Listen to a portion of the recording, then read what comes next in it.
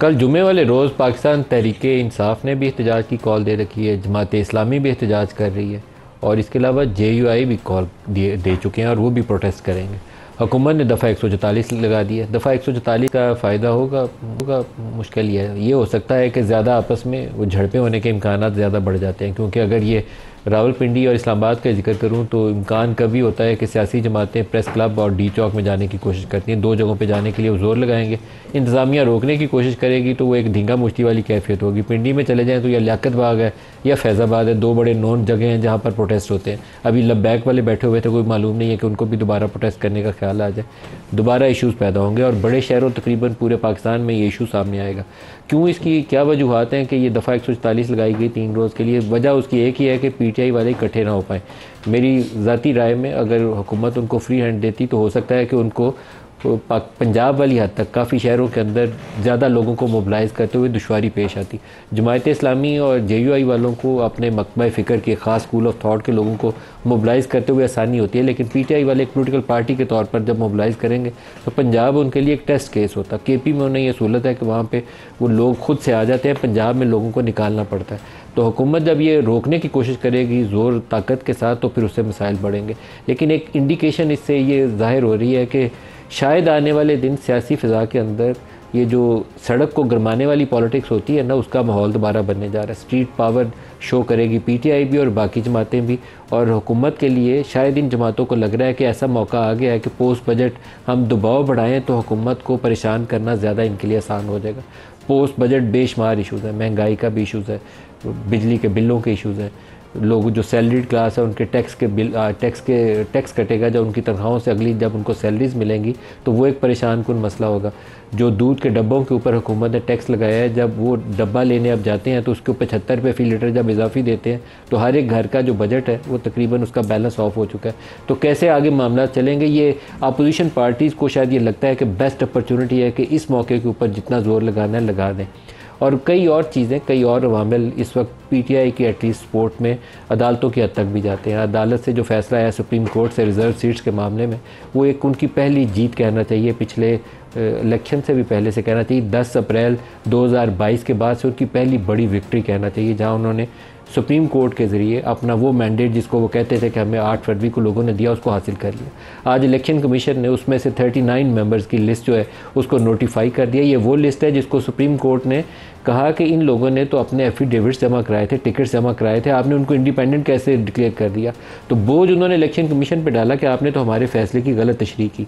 तो election commission ने आज उन 39 मेंबर्स के तो नोटिफाई कर दिए, साथ ही उन्होंने एक विंडो क्रिएट की है मामले को ड्रैग करने के लिए। वो सुप्रीम कोर्ट में चले गए कि बाकी 41 के मामले में तशरीह चाहिए।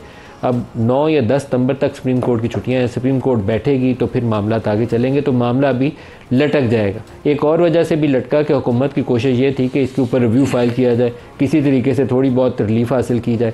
तो सुप्रीम कोर्ट के अंदर भी इशू सामने आया कि काजी फायजी साहब, जिसके मतलब हुकूमती वज़रा का दावा है, मैं नहीं कह रहा, हुकूमती वज़रा का दावा है कि काजी साहब जल्दी रिव्यू लगाना चाहते थे, लेकिन बाकी 2 जजेज़ ने कहा छुट्टियों के बाद रिव्यू लगाएंगे। तो हुकूमत इसके ऊपर बहुत परेशान है, बल्कि मुझे लगता है कि पैनिक कर रही है बेशुमार वजूहात की बिना पर, और वो उनको मालूम होगा कि वो वजूहात क्या हैं, लेकिन वो सियासी भी हो सकती हैं, लीगल इशूज़ भी हो सकते हैं, और ये जो इकनॉमिक चैलेंजेस आ रहे हैं वो भी हो सकते हैं। आज एक उमर अयूब साहब ने बयान जारी किया है और उस बयान से भी कुछ एक नई पॉलिटिक्स का जो ट्रेंड है वो ज़ाहिर हो रहा है। पिछले कुछ अरसे में PTI के जितने बयानात थे वो आर्मी चीफ को टारगेट करते थे। बुशरा बीबी के हवाले से भी, उनकी सेहत के हवाले से भी खबरें आई तो इमरान खान ने कहा कि आसिम मुनीर मैं तुम्हारा पीछा करूंगा, ये अल्फाज उनके रिपोर्ट किए गए अगर बुशरा बीबी को कुछ हुआ। लेकिन आज उमर अयूब ने बिल्कुल एक मुख्तलिफ बयान जारी किया, सुनिए, उन्होंने फिर आगे गुफ्तगू बढ़ाते हैं। शहबाज शरीफ और ये PDM की हुकूमत जो है ये बदकिस्मती के साथ पाक फौज और तहरीक इंसाफ को आमने सामने कर रही है। शहबाज शरीफ और ये लोग अपने नापाक अजाइम निकालना चाहते हैं, ये इंशाअल्लाह ताला हम कभी नहीं होने देंगे, और ना ही सिपह सालार या जनरल आसिम मुनीर ये होने देंगे। अब ये मालूम नहीं है कि उमर अयूब के ये ज़ाती जज्बात हैं, क्योंकि उनका एक ऐसी फैमिली से ताल्लुक़ है कि जिनके जज्बात फ़ौज के हवाले से हमेशा मुस्बत ही होने चाहिए, या ये उनकी पार्टी पॉलिसी है। तो प्रोग्राम में इसके ऊपर भी बात करेंगे। हमारे साथ जो आज शुरा हैं डॉक्टर निसार जट साहब हैं, पाकिस्तान तहरीक इंसाफ से MNA भी हैं, और आज ये नोटिफाई भी हो गए, इसलिए मैं PTI के MNA के तौर पर इनका तारुफ करवा रहा हूँ, और उनके सीनियर रहनुमा भी हैं। डॉक्टर तारिक फजल चौधरी साहब हैं पाकिस्तान मुस्लिम लीग नवाज़ से, और सेनेटर पलूशा खान है पाकिस्तान पीपल्स पार्टी से। सबको खुश आमदीद कहता हूँ।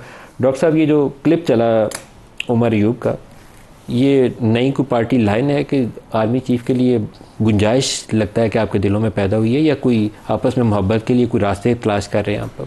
जी बहुत बहुत शुक्रिया आपका। मलिक साहब, मैं आपको बात बताऊँ, जो साने 9 मई है ना, पहले तो मैं इसको कंडेम करता हूँ। और आपने उसको सानिया का, ये अच्छी बात है, ठीक है, इसे मैं कंडेम करता हूँ। और इसके बाद हमने एक रिक्वेस्ट की कि हमने कहा जी इसकी ट्रांसपेरेंट इंक्वायरी करानी चाहिए। हमें बहुत सारे तहफ़्ज़ात हैं इसके ऊपर। 9 मई के FIR जो हैं वो पोलिटिसाइज हुई हैं, उसके बेनिफिशरीज़ जो हैं वो पाकिस्तान मुस्लिम लीग नून रही है, और हालात व वाक़यात आपके सामने है कि इसमें कोई ढकी छुपी वाली बात नहीं है। उसके बाद 9 मई के बाद एक हम पर यह इल्ज़ाम था कि हम कोई एंटी जो है पाकिस्तान आर्मी के ख़िलाफ़ हम कैंपेन कर रहे हैं, हम उनके ख़िलाफ़ जो है वो बगावत कर रहे हैं, या कोई ऐसा कर रहे हैं कि जो पाकिस्तान में इदारे जो हैं वो फेलियर्स की तरफ जाएं। ये एक हम पर इल्ज़ाम आया था, और इसी बुनियाद पर हमने कहा था, पाकिस्तान तहरीक इंसाफ ने कहा था और खान साहब ने कहा था कि अगर हमने कोई डायलॉग करने हैं तो हमने उनसे करने जिनके साथ बराह रास्त हमारा मामला ख़राब हो चुका है, ठीक है, हम ताकि उनके सामने बैठ कर डायलॉग की कोई गुंजाइश पैदा हुई है। देखें, अभी तक मुझे मालूम नहीं है, लेकिन ये जो पाकिस्तान मुस्लिम लीग नून जो एक जो चरखी में घुमा रही थी 9 मई के इल्ज़ाम पे इल्ज़ाम, और अब वो दहशतगर्द भी डिक्लेयर करने पर आ गए। हमारी पार्टी बैन आपको डिजिटल टेररिस्ट का, या आपको उन्होंने कहा इनके साथ मसाइल है। ये जो हम पर सारा इल्ज़ाम था ना जी, हम समझते हैं कि शायद अब वो वक्त आने वाला है जबकि 9 मई की जो है ट्रांसपेरेंट इंक्वायरी होने वाली है, और ये डिजिटल या जो भी दहशतगर्द हैं या जो भी हम पे इल्जाम के लिए मोहब्बत कैसे पैदा हुई, थोड़ी सी वजाहत तो कर। नहीं, मेरा ख्याल है कि ये एक अच्छा साइन है कि अगर हमने उस वक्त भी कहा था, देखिए हमने खबर चलाई, अच्छा साइन है, ये अच्छा। देखिए मेरी बात सुने मलिक साहब, हमने उस वक्त भी कहा था कि हम अगर बैठेंगे तो बराह रास्त उनके साथ जिनके साथ मामला खराब है। उन्होंने तो आपको दावत नहीं दी आज, लेकिन हमारा हक बनता है, हमारा ये राइट बनता है। हम एक जमात हैं, हम जमहूरी जमात हैं, पाकिस्तान तहरीक इंसाफ पाकिस्तान की सबसे बड़ी तो जमात है। दरवाजा खोल के आप उनके तो लिए गुंजाइश पैदा कर रहे हैं कि आप आइए। हम उनसे को हुकूमत मांगने नहीं जा रहे, हम गेट नंबर 4 पे नहीं जा रहे, हम डिग्गी में बैठ के नहीं जा रहे।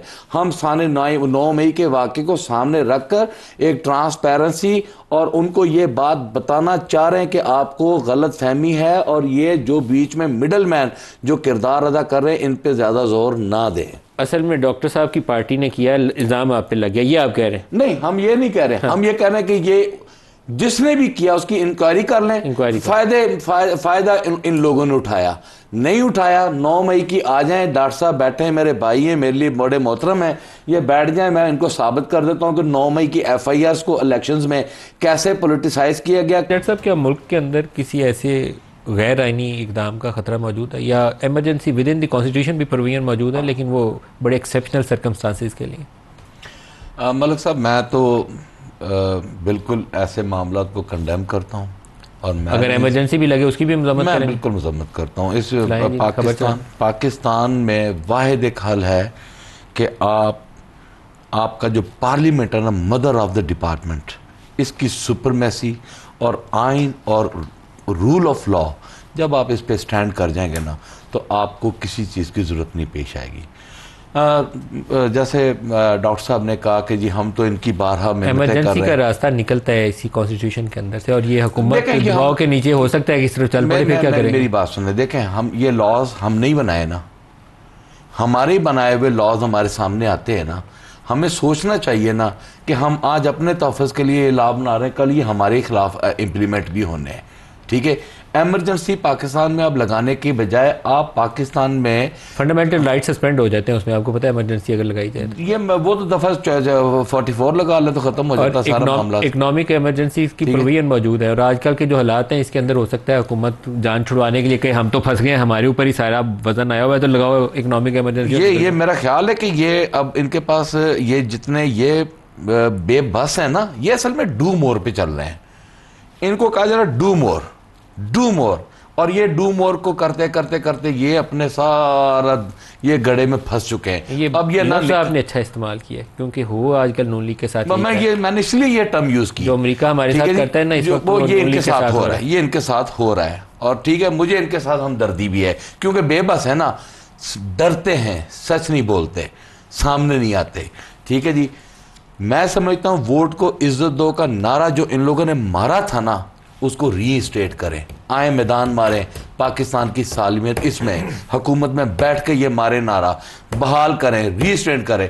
फिर ये ना इनको हो कि अगर ये नारा मारा तो हमारी हुकूमत जाती रहनी है, ये नहीं, इसको इस खौफ से नहीं। पहले मेरी बात सुने, डॉक्टर साहब ने कहा कि जनाब हम कहते हैं कि जी हमने हुकूमत को, हमने अपोजिशन को कहा, हमने जो इनके आईनी, हमने स्पीकर के इलेक्शन में हिस्सा लिया, डिप्टी स्पीकर के इलेक्शन में हिस्सा लिया, प्राइम मिनिस्टर के इलेक्शन में हिस्सा लिया, प्रेसिडेंट, डॉक्टर साहब हमारे चीफ व्हिप है नून लीग के, डॉक्टर साहब इस बात के गवाह हैं कि हाउस में जो कानूनी आईनी मामलात हैं, हमने हमेशा इस पार्लियामेंट को आगे चलाने के लिए, पार्लियामेंट के फ्यूचर के लिए हमने पूरा मलिक साहब ये क्या बात हुई कि हमारे एक फैसला आ गया, 41 मेंबरों को फांसी देने के लिए आ गए।